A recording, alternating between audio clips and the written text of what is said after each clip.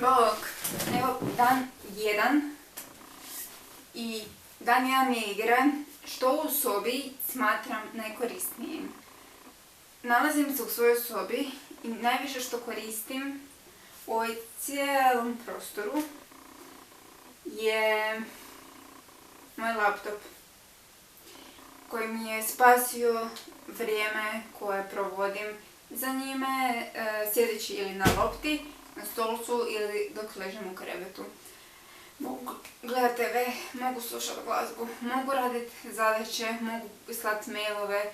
Jednostavno, mama koja mi ga je kupila mi je napravila veliku uslugu jer mi treba za fakultet i online nastavu koju smo imali mi je bio potreban i bio mi je potreban za još mnogo što da spremim i mogu ga koristiti fenomenalan je. Druga stvar je radio. Radio je najkorisnija stvar, pogotovo kad ima vrijeme, sad ga nema. Znači to vrijeme i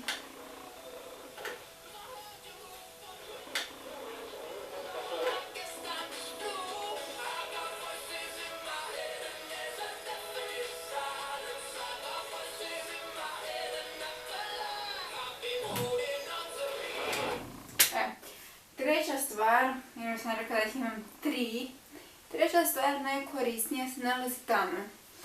I ima puno tu korisnih još stvari, ja samo sam 3 mi smjela nazad. To se zove kutak za pročišćavanje. Jedan uređaj za pročišćavanje zraka i jedan uređaj za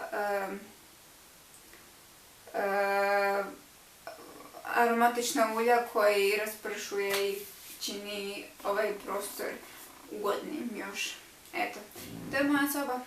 Vidimo se u nekoj okolnosti možda rođendana ili kakvih proslava, ali vjerojatno ne ove tu kuće, nego neke kuće koja će biti isto dio moje sobe.